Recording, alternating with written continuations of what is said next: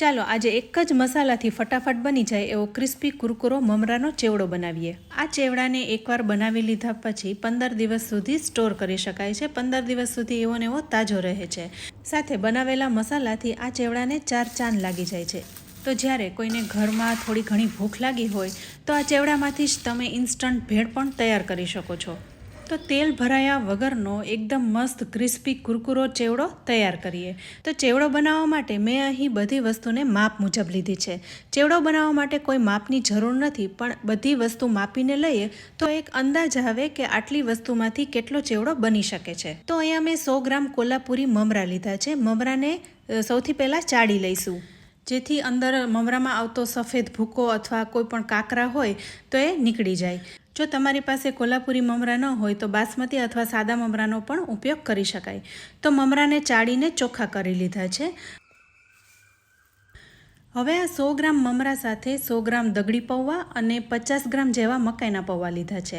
આ જાડા પૌવા છે, જે પૌવા બટેટામાં યુઝ કરીએ એ પૌવા નથી, પણ એનાથી થિકનેસવાળા આ પૌવા છે, જે કંદોઈ ચેવડો બનાવવા માટે યુઝ કરતા હોય છે। ત્યારબાદ આપણે 50 ગ્રામ જેવા મકાઈના પૌવા લીધા છે। તમારે વધારે લેવા હોય તો પણ લઈ શકાય।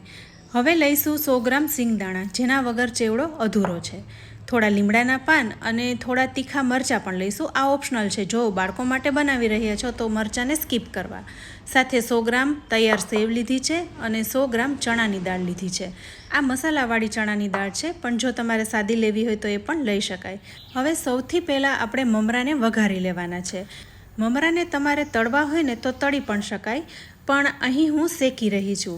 તો 4 ચમચી જેવું તેલ મૂકીશું। અહીં તેલ થોડું મેં વધારે લીધું છે, જેથી મમરા એકદમ ક્રિસ્પી થાય।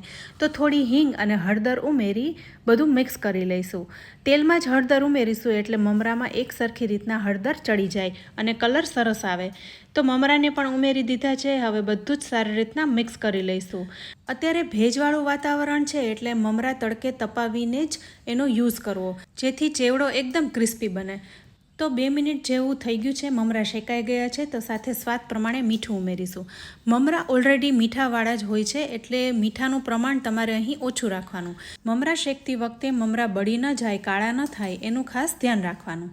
તો મીડિયમ ટુ હાઈ ફ્લેમ ઉપર મમરાને શેકી લઈશું। મમરા શેકાઈ ગયા છે અને એકદમ ક્રિસ્પી બની ગયા છે। તો મમરાને એક બાઉલમાં કાઢી લઈશું। હવે આપણે બીજી બધી વસ્તુ તળીએ એ પહેલાં એક મસાલો બનાવી લેવાનો છે। તો અત્યારે ચેવડો બનાવી રહ્યા છે એ પૂરતો જ મસાલો બનાવી રહી છું। તો 1 ચમચી લાલ મરચું પાવડર, અડધી ચમચી હળદર, સાથે સ્વાદ પ્રમાણે મીઠું ઉમેરી દઈશું। તો અડધી ચમચી મીઠું ઉમેર્યું છે, અડધી ચમચી આમચૂર પાવડર અને 3 ચમચી જેવી દળેલી ખાંડ ઉમેરીશું। અહીં ખાંડનું પ્રમાણ તમારે ઓછું લેવું હોય ને તો લઈ શકાય, પણ હું 3 ચમચી જેવી લઈ રહી છું। હવે આ બધું જ આપણે એકદમ મિક્સ કરી લેવાનું છે। તો બાઉલનું ઢાંકણ બંધ કરી બધું મિક્સ કરી લઈશું। હજુ મને થોડો કલર ઓછો લાગી રહ્યો છે, તો હું વધુ અડધી ચમચી જેવું મરચું ઉમેરીશ અને ફરી ઢાંકણ બંધ કરી બધા જ મસાલા મિક્સ કરી લઈશું। તો હવે આ મસાલો તૈયાર થઈ ગયો છે। હવે આપણે આમ જ મસાલાને મિક્સ કર્યો હોવાથી કલર ઓછો લાગે છે, પણ આપણે હાથેથી મિક્સ કરીશું ને એટલે કલર સરસ આવી જશે। તો 1 મિનિટ માટે મસાલાને હાથેથી જ મિક્સ કરી લઈશું। તમે જોઈ શકો છો મસાલાનો કલર હવે એકદમ સરસ આવી ગયો છે। તો આ મસાલો તૈયાર થઈ ગયો છે। હવે આપણે બીજી બધી વસ્તુને તળી લેવાની છે। તો મોટા લોયામાં મેં સિંગ તેલ લીધું છે। હવે એક કાણાવાળો વાટકો લઈશું, જેથી પૌવા શિંગદાણા તળવામાં આસાની રહે। તો તેલ ગરમ થઈ ગયું છે, તો સૌથી પહેલાં આપણે મકાઈના પૌવા તળીશું। તમે સફેદ પૌવા કે મકાઈના પૌવા તળો ને તો તેલ એકદમ ગરમ થઈ ગયું હોય ને ત્યારે જ ઉમેરવા, તો જ મકાઈના પૌવા અને સફેદ પૌવા ફૂલશે અને એકદમ ક્રિસ્પી બનશે। નહીંતર શું થશે કે લો ફ્લેમ ઉપર તમે પૌવા તળશો તો પૌવામાં તેલ ભરાઈ જશે અને એકદમ કડક થશે। તો ફ્રેન્ડ્સ, અહીં તમે જોયું ને, માત્ર થોડી જ સેકન્ડોમાં પૌવા તળાઈ ગયા છે। તો મમરા સાથે રાખતા જઈશું। તો આવી જ રીતના આપણે બીજી વાર પણ મકાઈના પૌવા તળી લેવાના છે। તો જુઓ, એકદમ સરસ રીતના પૌવા તળાઈ ગયા છે। તો હવે આ પૌવાને પણ મમરા સાથે રાખી દઈશું। અહીં આપણે બધા પૌવાને તળી લીધા છે। હવે આ પૌવા ગરમ છે ને, તો સાથે મસાલો પણ છાંટતા જઈશું, જેથી કલર પણ સરસ આવે અને મસાલો એકદમ સરસ રીતના ચડી જાય। અત્યારે બધું મિક્સ નહીં કરીએ, માત્ર મસાલો છાંટીને આમ જ રાખી દઈશું। બધું થઈ જાય પછી આપણે ચેવડો મિક્સ કરીશું। હવે મકાઈના પૌવા તળ્યા પછી સિંગદાણા તળીશું। સફેદ પૌવા નહીં તળીએ, કારણ કે સફેદ પૌવા જ્યારે તમે તળશો ને તો તેલ એકદમ કાળું થવા લાગે છે, એટલે સફેદ પૌવા હંમેશા છેલ્લા તળવા। તો હવે અહીં સિંગદાણાને ઉમેરી દીધા છે. સિંગદાણાને તમારે અહીં મીડિયમ તાપે તળવાના છે. બહુ તેલ ગરમ થઈ ગયું હોય તો સિંગદાણા ન તળવા, તો ગેસની ફ્લેમ બંધ કરી દેવી અને મીડિયમ ગરમ થઈ જાય ત્યાર પછી જ સિંગદાણાને ઉમેરવા. હાઈ ફ્લેમ ઉપર સિંગદાણાને તળવાથી સિંગદાણા કડવા થઈ જાય છે. તો સિંગદાણાને મીડિયમ ફ્લેમ ઉપર ધીરે ધીરે તળી લેવાના. તો અહીં સિંગદાણા પણ તૈયાર થઈ ગયા છે, તો એને પણ સાથે રાખી દઈશું. હવે થોડો મસાલો છાંટીશું. હવે આપણે લીમડો અને મરચાંને પણ તળી લઈશું.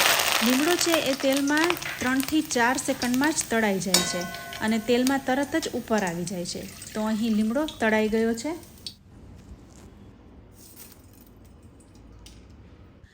હવે આપણે મરચાંને પણ તળી લઈશું. આ બિલકુલ ઓપ્શનલ છે. જો તમે બાળકો માટે બનાવી રહ્યા છો તો ટોટલી સ્કીપ કરવા. મરચાંને મીડિયમ તાપે તળવા, જેથી ધીરે ધીરે એમાંથી બધું મોઇસ્ચર નીકળી જાય અને ક્રિસ્પી કુરકુરા બની જાય. તો મરચાં પણ તળાઈ ગયા છે. હવે છેલ્લે તળવાના છે સફેદ પૌવા. તો સફેદ પૌવા માટે તમારે ગેસની ફ્લેમ હાઈ કરી દેવાની છે. તેલ એકદમ ગરમ થઈ ગયું હોય ને ત્યારે જ સફેદ પૌવાને ઉમેરવા, એટલે થોડી જ સેકન્ડોમાં પૌવા એની મેળે જ તળાઈ જશે અને ઉપર આવી જશે. તો સફેદ પૌવાને હાઈ ફ્લેમ ઉપર જ તળવા, જેથી એકદમ સરસ રીતના ફૂલી જાય. તો અહીં આપણે બધા પૌવાને તળી લીધા છે.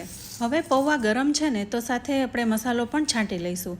પૌવા ગરમ હોય ને ત્યારે જ મસાલો છાંટી લેવો, કારણ કે જો પૌવા ઠરી ગયા પછી મસાલો તમે છાંટશો ને તો એ સરખી રીતના મિક્સ નહીં થાય અને કલર પણ સરસ નહીં આવે. તો થોડો એવો મસાલો બાકી રાખીને બધો જ મસાલો છાંટી દીધો છે. હવે બધું સારી રીતના મિક્સ કરી લઈશું. અહીં બધી વસ્તુ આપણે માપીને લીધી છે, એટલે 700 થી 750 ગ્રામ ચેવડો તૈયાર થશે. હવે અહીં બધું જ મિક્સ થઈ ગયું છે, તો સાથે આપણે ચણાની દાળ અને સેવને પણ ઉમેરી દઈશું. ચેવડામાં બહુ જાડી સેવનો ઉપયોગ ના કરવો, મીડિયમ ઝીણી સેવ હોય એનો ઉપયોગ કરવો, જેથી ચેવડો સરસ લાગે. તો ચણાની દાળ અને ચેવડો ઉમેરી દીધો છે, તો સાથે બાકી રહેલો મસાલો પણ છાંટી લઈ અને મિક્સ કરી લઈશું. આ ચેવડામાં સિંગદાણા સાથે તમારે થોડા ડ્રાયફ્રૂટ્સ ઉમેરવા હોય ને તો પણ ઉમેરી શકાય. તો ફ્રેન્ડ્સ, અહીં આપણે બધું મિક્સ કરી લીધો છે અને ચેવડો અહીં તૈયાર થઈ ગયો છે. તો ફ્રેન્ડ્સ, તમને આ ચેવડાની રેસીપી કેવી લાગી? આ ચેવડાને તમે એરટાઇટ ડબ્બામાં રાખી દો તો 15 દિવસ સુધી એવો ને એવો તાજો રહે છે. ફરવા જવું હોય અથવા તો જાત્રાએ જવું હોય તો આ ચેવડો તમે સાથે લઈ જઈ શકો છો. તો આમાંથી જ તમે ઇન્સ્ટન્ટ ભેળ બનાવી શકો છો. આની ઉપર તમે કાકડી, ડુંગળી, ટમેટાં છાંટીને ખાઓ ને તો પણ મજા પડી જાય એવો છે. તો ફ્રેન્ડ્સ, તમને આ ચેવડાની રેસીપી કેવી લાગી? રેસીપી સારી લાગી હોય, વિડીયો ગમ્યો હોય તો લાઇક અને શેર કરજો. સાથે અમારી ચેનલ કિચન સિરીઝને સબસ્ક્રાઈબ કરી લેજો. અમારા ફેસબુક પેજને લાઇક કરી ફોલો કરજો. તો ફરી મળીશું આવી એક ઉપયોગી રેસીપી સાથે. ત્યાં સુધી આવજો.